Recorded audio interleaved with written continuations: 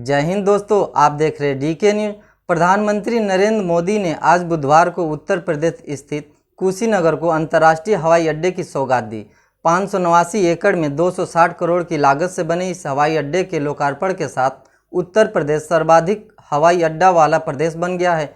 यह उत्तर प्रदेश का तीसरा और सबसे लंबे रनवे वाला एयरपोर्ट भी है। इस दौरान पीएम मोदी ने क्या कहा, आइए सुनते हैं। नमो बुद्धाय। इस पवित्र मंगल कार्यक्रम में उपस्थित उत्तर प्रदेश के राज्यपाल श्रीमती आनंदीबेन पटेल, उत्तर प्रदेश के मुख्यमंत्री श्रीमान योगी आदित्यनाथ जी, कैबिनेट में मेरे सहयोगी श्री जी किशन रेड्डी जी, किरण रिजिजू जी, ज्योतिरादित्य सिंधिया जी, श्रीलंका से कुशीनगर पधारे श्रीलंका सरकार में कैबिनेट मंत्री श्रीमान नमल राजपक्षा जी, श्रीलंका से आए अति पूजनीय हमारे अन्य अतिथिगण, म्यांमार, वियतनाम, कंबोडिया, थाईलैंड, लाओ पीडीआर, भूटान और दक्षिण कोरिया के भारत में excellency ambassadors, Sri Lanka, Mongolia, Japan, Singapore, Nepal और अन्य देशों के वरिष्ठ राजनयिक, सभी सम्मानित भिक्षुगण और भगवान बुद्ध के सभी अनुयायी साथियों, अश्विन महीने की पूर्णिमा का ये पवित्र दिन कुशीनगर की पवित्र भूमि और अपने शरीर अंशों रेलिस के रूप में भगवान बुद्ध की साक्षात उपस्थिति, भगवान बुद्ध की कृपा से आज के दिन कई अलौकिक संगत, कई अलौकिक संयोग एक साथ प्रकट हो रहे हैं। अभी यहां आने से पहले मुझे कुशीनगर इंटरनेशनल एयरपोर्ट के लोकार्पण का सौभाग्य मिला है। कुशीनगर इंटरनेशनल एयरपोर्ट के जरिए पूरी दुनिया से करोड़ों बुद्ध अनुयायियों को यहां आने का अवसर मिलेगा, उनकी यात्रा आसान होगी। इस इंटरनेशनल एयरपोर्ट पर श्रीलंका से पहुंची पहली फ्लाइट से अति पूजनीय महासंघ, सम्मानित भिक्षुओं और साथियों ने कुशीनगर में पदार्पण किया है। आप सभी की उपस्थिति भारत और श्रीलंका की हजारों साल पुरानी आध्यात्मिक, धार्मिक और सांस्कृतिक विरासत का प्रतीक है।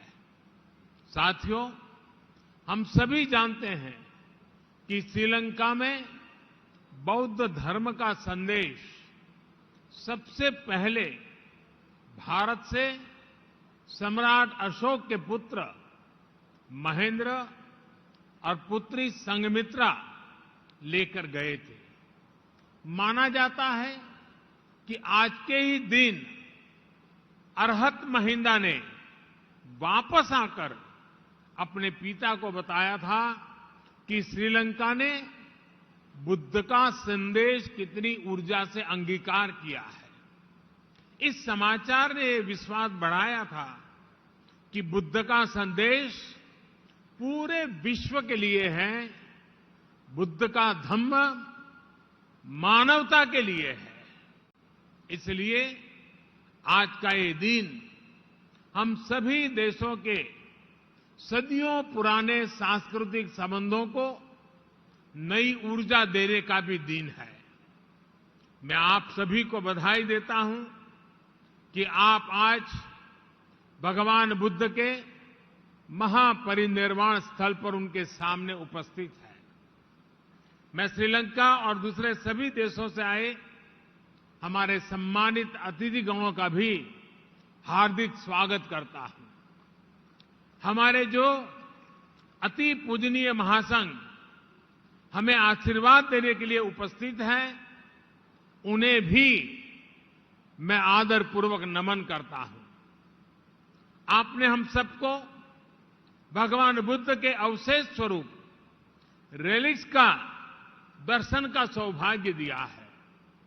यहां कुशीनगर के इस कार्यक्रम के बाद आप मेरे संसदीय क्षेत्र वाराणसी भी जा रहे हैं।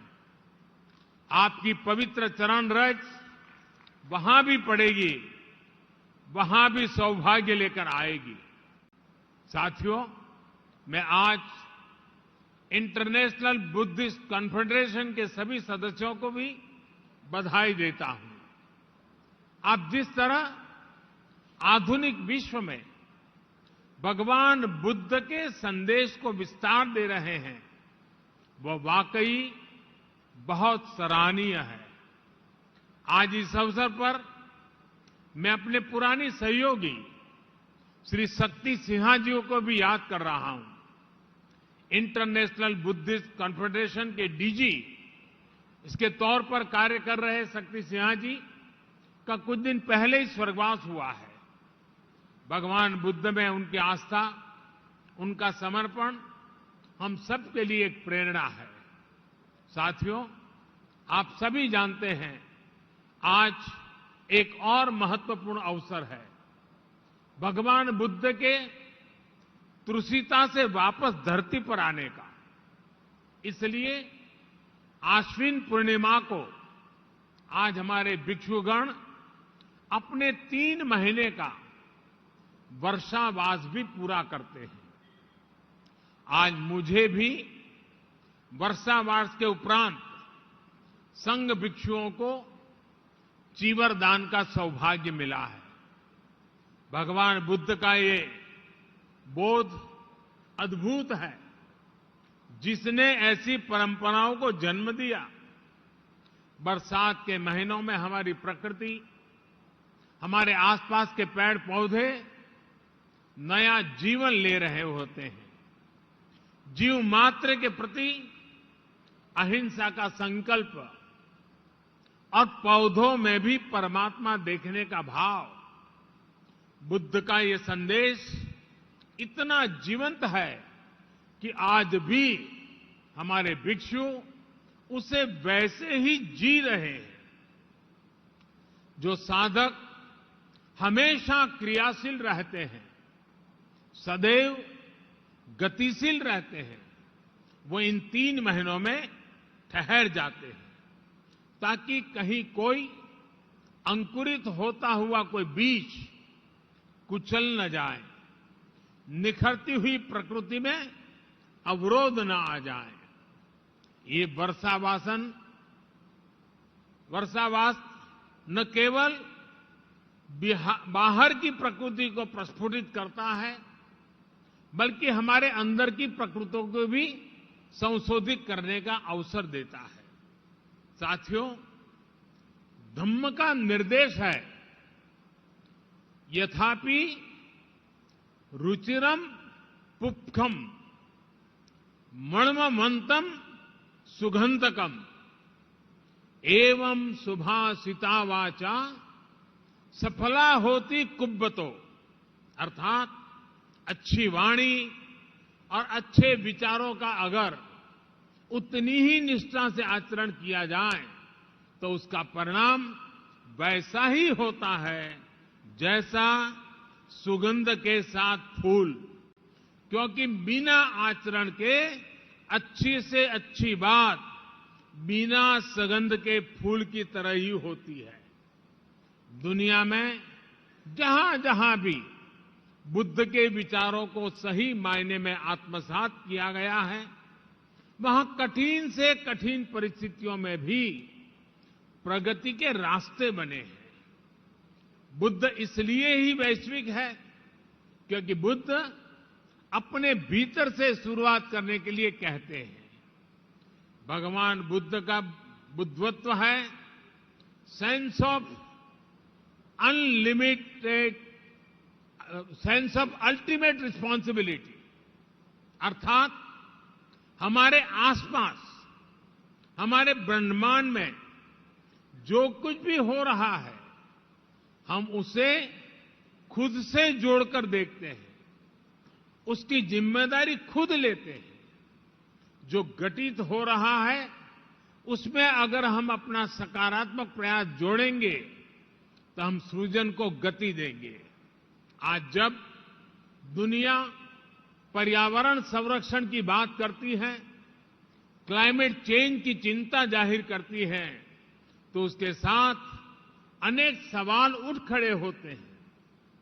लेकिन अगर हम बुद्ध के संदेश को अपना लेते हैं तो किसको करना है, इसकी जगह क्या करना है, इसका मार्ग अपने आप दिखने लगता है।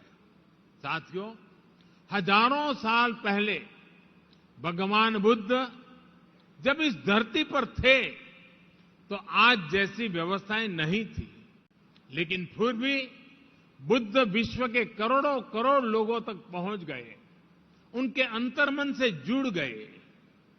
मैंने अलग अलग देशों में बौद्ध धर्म से जुड़े मंदिरों, विहारों में ये साक्षात अनुभव किया है।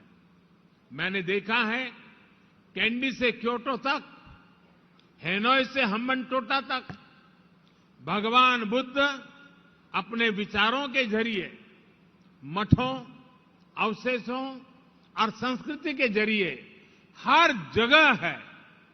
ये मेरा सौभाग्य है कि मैं कैंडी में श्री डलाडा महिला गोवा वहां दर्शन करने पहुंचा था। सिंगापुर में उनके दंत अवशेष के मैंने दर्शन किए और क्योटो में किनकाकुजी जाने का अवसर भी मुझे मिला। इसी तरह साउथ ईस्ट कंट्रीज के भिक्षुओं का आशीर्वाद भी मुझे मिलता रहा है। अलग अलग देश, अलग अलग परिवेश, लेकिन मानवता की आत्मा में बसे बुद्ध सबको जोड़ रहे हैं। भारत ने भगवान बुद्ध की इस सीख को अपने विकास यात्रा का हिस्सा बनाया है, उसे अंगीकार किया है। हमने ज्ञान को, महान संदेशों को, महान आत्माओं के विचारों को बांधने में कभी भरोसा नहीं किया है। उसको बांध के रखना ये हमारी सोच नहीं है। हमने जो कुछ भी हमारा था उसे मानवता के लिए मम भाव से अर्पित किया है। इसलिए अहिंसा, दया, करुणा ऐसे मानवीय मूल्य आज भी उतनी ही सहजता से भारत के अंतर्मन में रचे बसे हैं। इसलिए बुद्ध आज भी भारत के संविधान की प्रेरणा है। बुद्ध का धम्म चक्र भारत के तिरंगे पर विराजमान होकर हमें गति दे रहा है। आज भी भारत की संसद में कोई जाता है तो इस मंत्र पर नजर जरूर पड़ती है, धर्म चक्र प्रवर्तनाय। साथियों, आमतौर पर ये भी धारणा रहती है कि बौद्ध धर्म का प्रभाव भारत में मुख्य रूप से पूरब में ही ज्यादा रहा, लेकिन इतिहास को बारीकी से देखें तो हम पाते हैं कि बुद्ध ने जितना पूरब को प्रभावित किया है उतना ही पश्चिम और दक्षिण पर भी उनका प्रभाव है। गुजरात का वडनगर, जो मेरा जन्म स्थान भी है, वो अतीत में बौद्ध धर्म से जुड़ा एक महत्वपूर्ण स्थान रहा है। अभी तक हम ह्वेनसांग के उद्धरणों के जरिए ही इस इतिहास को जानते थे, लेकिन अब तो वडनगर में पुरातात्विक मठ और स्तूप भी एक्सकेवेशन में मिल चुके हैं। गुजरात का ये अतीत इस बात का प्रमाण है कि बुद्ध दिशाओं और सीमाओं से परे थे। गुजरात की धरती पर जन्मे महात्मा गांधी तो बुद्ध के सत्य और अहिंसा के संदेशों के आधुनिक संवाहक रहे हैं। साथियों, आज भारत अपनी आजादी का अमृत महोत्सव मना रहा है। इस अमृत महोत्सव में हम अपने भविष्य के लिए, मानवता के भविष्य के लिए संकल्प ले रहे हैं। हमारे इन अमृत संकल्पों के केंद्र में भगवान बुद्ध का वो संदेश है जो कहता है, अपमादो अमत पदम, पमादो मच्चुनो पदम, अपमत्ता न मियंती, ये पमता यथा मता। यानी प्रमाद न करना अमृत पद है और प्रमाद ही मृत्यु है। इसलिए आज भारत नई ऊर्जा के साथ आगे बढ़ रहा है, पूरे विश्व को साथ लेकर आगे चल रहा है। भगवान बुद्ध ने कहा था, अप्पदीपो भव, यानी अपने दीपक स्वयं बनो। जब व्यक्ति स्वयं प्रकाशित होता है तभी वह संस्कार को भी प्रकाश देता है। यही भारत के लिए आत्मनिर्भर बनने की प्रेरणा है। यही वो प्रेरणा है जो हमें दुनिया के हर देश के प्रगति में सहभागी बनाने की ताकत देती है। अपने इसी विचार को आज भारत सबका साथ, सबका विकास, सबका विश्वास और सबका प्रयास के मंत्र के साथ आगे बढ़ रहा है। मुझे पूरा विश्वास है कि भगवान बुद्ध के इन विचारों पर चलते हुए हम सब एक साथ मिलकर मानवता के कल्याण का मार्ग प्रशस्त करेंगे। इसी कामना के साथ आप सभी का बहुत बहुत धन्यवाद। भवतु सर्वमंगलम। नमो बुद्धाय।